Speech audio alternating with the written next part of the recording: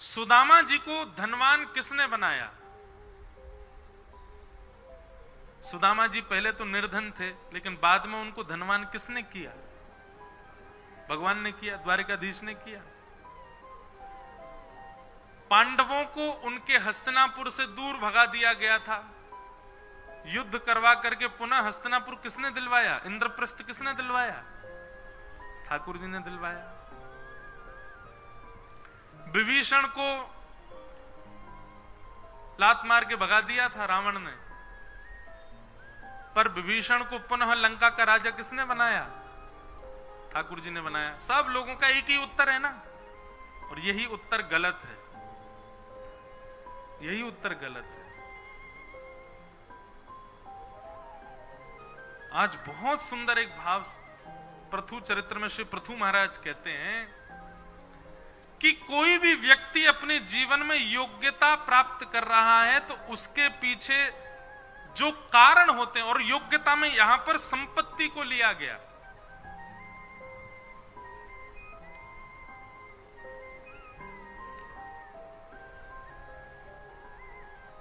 दो प्रकार की संपत्ति होती है, एक होती है दैवी संपत्ति और एक होती है व्यवहारिक संपत्ति।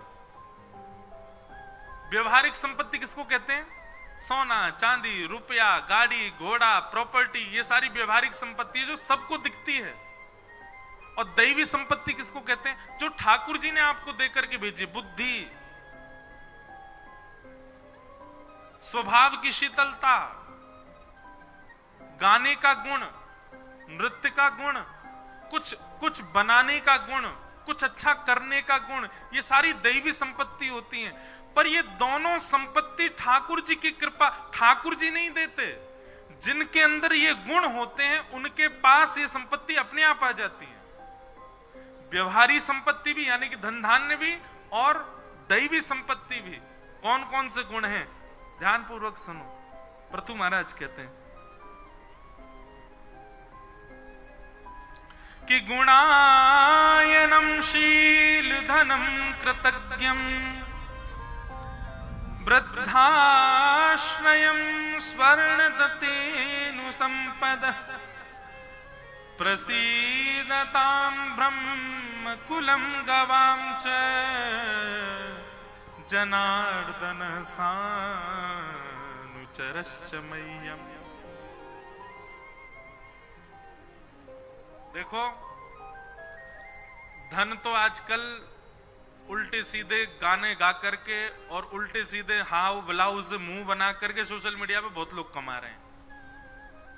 और इतना कमा रहे हैं जितना इंजीनियर नहीं कमा पा रहा होगा, जितना चार्टर्ड अकाउंटेंट नहीं कमा पा रहे होंगे, जितना बड़े बड़े डॉक्टर नहीं कमा पा रहे होंगे। महीना में इतना ऊट पटांग काम करके सोशल मीडिया इन्फ्लुएंसर बोलते हैं अपने आप को। देखें कभी? कुछ भी पहन लेंगे, कुछ भी खा लेंगे, कुछ भी पोत लेंगे चेहरा पे, कुछ भी करते हैं। ऐसे विचित्र विचित्र लोग हैं, कभी कभी दिख जाते हैं। अच्छे खासे छोरा बना के भेजे भगवान ने, छोरी बने घूमेंगे। अच्छे खासे ठाकुर जी ने रूप स्वरूप दिया, लेकिन फिर भी वह बिगाड़ते रहेंगे। अब मुझे कोई स्पेसिफिक बोलना तो नहीं है, कैसे कैसे सबको दिखते ही है। तो पैसा कमाना, क्योंकि इस बात को जब हम व्याख्या करेंगे तो कई लोग रिलेट कर सकते हैं, बोले वो लोग भी तो पैसा कमा रहे हैं, उन पर कहां से पैसा आ रहा है, उनमें तो ये गुण नहीं है। पैसा आना, संपत्ति आना, दैवी संपत्ति और व्यवहारिक संपत्ति आना बड़ी बात नहीं है, पर वो स्थिर होकर के हमारे पास रहे, ये बड़ी बात है। और संपत्ति किसको प्राप्त होती है? पुनः कहूंगा, संपत्ति से केवल धन मत ले लीजिएगा, पर हां धन भी है इसमें, पर दैवी शक्तियां भी हैं, दैवी संपदा भी है। तो यहां पर कहते हैं 4 गुण जिसके अंदर। पहला गुण क्या है? बोले गुणायनम। अयन कहते हैं घर को, जिसके अंदर बहुत सारे गुण हैं। गाना भी जानता है, नृत्य करना भी जानता है, सबको बहलाना भी जानता है, सबको मनाना भी जानता है, सबसे मीठा बोलना भी जानता है, सबके प्रति अच्छा स्वभाव रखता है, सबके साथ अच्छा रहता है, अच्छी तरीके से सब सारे गुण युक्त है, बहुत सारे गुण जिसके अंदर हैं। गुणायनम, जिसका शरीर गुणों का घर है, सर्वगुण संपन्न है, पहला। दूसरा, शील धनम, शीलता है। शीलता का मतलब क्या होता है? विभीषण जी के प्रसंग में आता है कि जब विभीषण जी जाकर के रावण से कहते हैं कि भैया आप सीता जी को वापस कर दो, ये आप ठीक नहीं कर रहे हो, ये राम जी की गृहिणी है, राम जी परब्रह्म है, इनको वापस कर दो। तब रावण ने क्या किया? मानस जी में वर्णन करते हैं कि महाराज इतना मारा, इतना दुत्कारा, इतना सब कुछ कहा। कई लोग कहते हैं, एक बात बहुत ध्यान से सुनिएगा, कई लोग कहते हैं जैसे हमारे पक्ष का कोई व्यक्ति और वो दूसरे पक्ष में चला जाए तो कहते हैं विभीषण बन गया, बोलते हैं। विभीषण को वे वजह कोसा जाता है। विभीषण ने कभी भी रावण का पक्ष नहीं त्यागा था, विभीषण ने रावण को नहीं त्यागा था, रावण ने विभीषण का त्याग किया।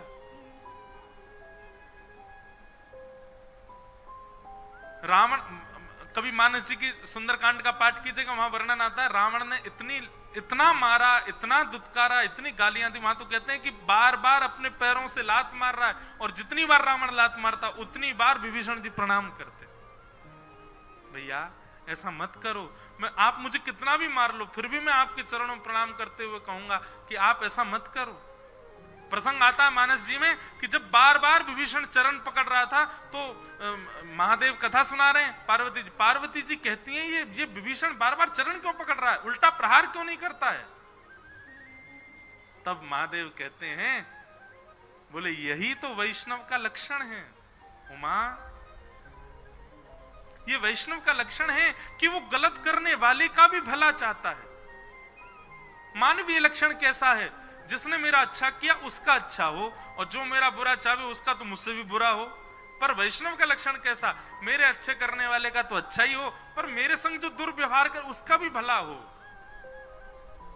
तो विभीषण जी के अंदर ये दूसरा गुण है, शील धनम। तो संपत्ति किसके पास आती है, किसके पास टिकती है? सबसे पहला गुणायनम, दूसरा शील धनम, और तीसरा बताया कृतज्ञम।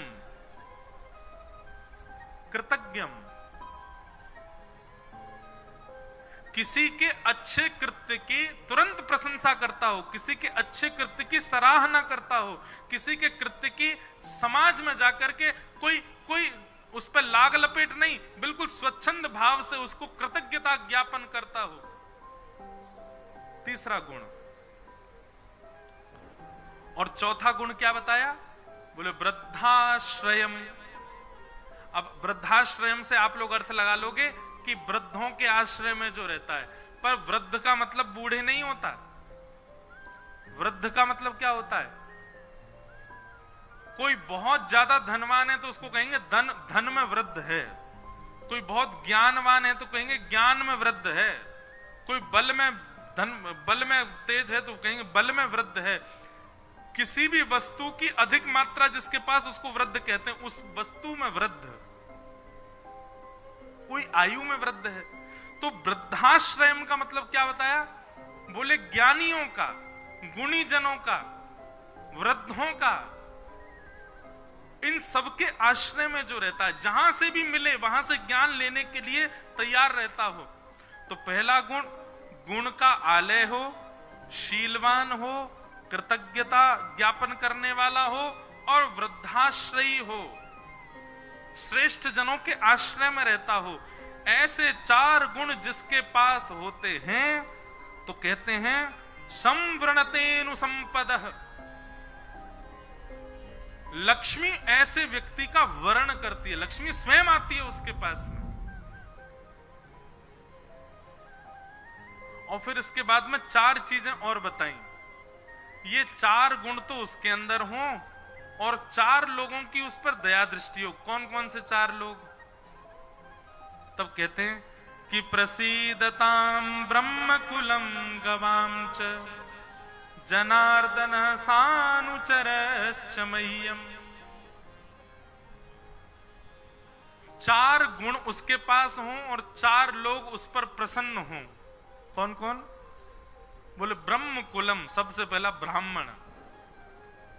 अगर विप्र समाज किसी से प्रसन्न है, किसी के रूप से, किसी के स्वभाव से, किसी के गुण से, सारे ब्राह्मण प्रसन्न रहते हैं, निश्चित है कि उसके पास आई हुई जो संपत्ति है वो टिकेगी, रुकेगी। दूसरी बात, गवाम च, श्रेष्ठ जन यदि उससे प्रसन्न हैं तो निश्चित है कि ठाकुर जी की उसके पास जो संपत्ति आई है वो निश्चित टिकेगी। और तीसरा बताया, बोले जनार्दन, जनार्दन मतलब भगवान, भगवान उससे प्रसन्न है।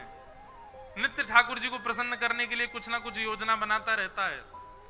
और फिर चौथे कौन बताए? बोले सा अनुचर, भगवान की सेवा करने वाले जो अनुचर हैं यह भी यदि प्रसन्न हैं। ये चार लोग प्रसन्न हैं और चार गुणों से जो युक्त है, संवृणतेनु संपदः, ऐसे व्यक्ति का लक्ष्मी स्वयं वर्ण करती है और कभी उसको छोड़ करके नहीं जाती, सदा उसके पास रहती। संपत्ति उसका वर्ण करती है। संपत्ति मतलब व्यवहार संपत्ति और दैविक संपत्ति, दोनों संपत्ति उसका वर्ण करती है।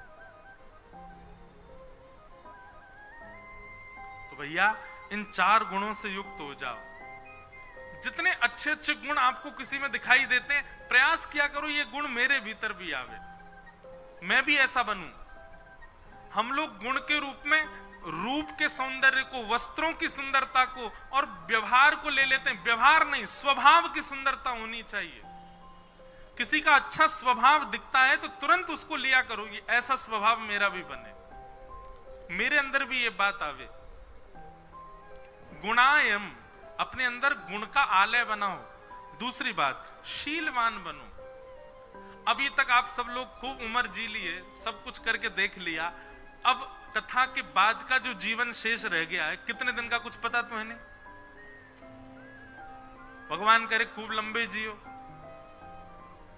पर जितना शेष जीवन अब आगे जीना है आपको, उसमें कम से कम अब प्रयास करो कि अब क्रोध को जगह मत दीजिए अपने जीवन में। हाँ, मां चाहे बालकों पर क्रोध कर सकती है, गुरु चाहे शिष्यों पर क्रोध कर सकता है, अपने कुछ अनुचरों को संभालने के लिए क्रोध करो, पर बेवजह का क्रोध नहीं। ईगो खत्म करो, क्रोध अपने आप चला जाएगा आपका। आप अपने आप को कुछ मानते हो इसलिए आपको क्रोध ज्यादा आता है। अपने आप को कुछ मत मानो। चैतन्य महाप्रभु कहते हैं तृणादपि सुनीचेन, अपने आप को तृण के समान मानो। क्रोध आता ही उस व्यक्ति को जो खुद को कुछ समझे बैठा है। कुछ नहीं है हम।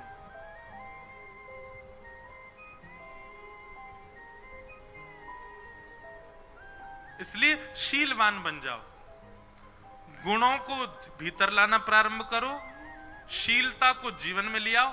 चाहे कोई कितना भी बड़ा दुष्कृत्य आपके सामने कर दे, प्रयास करो, पहला प्रयास करो कि आप शीलवान ही रहो, क्रोध ना करो। और तीसरी बात, कृतज्ञता ज्ञापन करना सीखो। यदि कोई अच्छा करता है, कोई भला करता है, कोई अच्छा कृत्य कर, भले ही आपके साथ नहीं, समाज के लिए कर रहा है, किसी और के लिए करता है, उसकी कृतज्ञता ज्ञापन करो, उसको और प्रेज करो, उसको और बढ़ावा दो। अभी आपको व्हाट्सएप पे कोई लिंक भेज दे कथा की, फॉरवर्ड नहीं होती, और वही भेज दे मथुरा में ऐसे ऐसे कांड हो गया, सिलेक्ट 30 ग्रुप, भेजो सबको। आजकल भक्ति और स्वभाव का प्रचार भी हम व्हाट्सएप से करते हैं, फेसबुक से करते हैं, इंस्टाग्राम से करते हैं। नहीं, कृतज्ञता ज्ञापन करो। कोई अच्छा करे तो उसको प्रेज करो। और वृद्धाश्रयम, यदि आपसे ज्यादा कोई योग्य व्यक्ति है तो उसका आश्रय ग्रहण करो। ये नहीं इससे भी अच्छा मैं बन के दिखाऊंगा, इसको पीछे छोड़ के दिखाऊंगा, ये नहीं, उसका आश्रय ग्रहण करो। उसके आश्रय में रहना प्रारंभ करो, उससे सीखना प्रारंभ करो। यदि ये 4 गुण आ गए तो लक्ष्मी आपके पास आएगी। और अगर ये 4 गुण आ गए तो ये चारों आपसे प्रसन्न हो जाएंगे। कौन? ब्राह्मण, गवामच, भगवान और भगवान के अनुचर, ये सब प्रसन्न हो जाएंगे। और जब ये प्रसन्न हो गए तो निश्चित है कि आपके पास दैवी संपत्ति और व्यवहारिक संपत्ति जो भी आई है वो स्थिर होकर के रहेगी, कहीं नहीं जाएगी। संपत्ति कमाना बड़ी बात नहीं है, संपत्ति को स्थिर रखना बड़ी बात है, अपने पास बनाए रखना बड़ी बात है। और वो इन्हीं से ही संभव हो सकती है। तो ये बात आज सुबह अध्ययन के समय में समझ में आई, तो मैंने टिक लगाया, मैंने कहा आज कहूंगा कथा में, क्योंकि यहाँ कई लक्ष्मीवान लोग भी बैठे हैं, खूब धन है, लेकिन वो स्थिर कैसे हो? ऐसे गुण लेकर के आओ। नहीं तो लक्ष्मी तो महाराज रावण के पास भी थी, खूब धन था उसके पास, लेकिन धन को, लक्ष्मी को यदि बिना इन गुणों के आप स्वीकार करना चाहोगे, बिना हरि प्रसन्नता, बिना ब्राह्मणों की प्रसन्नता के अगर स्वीकार करना चाहोगे, तो लक्ष्मी बहुत चिरकाल तक आपके पास में रुक नहीं पाएगी। लक्ष्मी से मेरा अभिप्राय धन का है, पर संपत्ति से मेरा अभिप्राय दैवी संपत्तियों का है।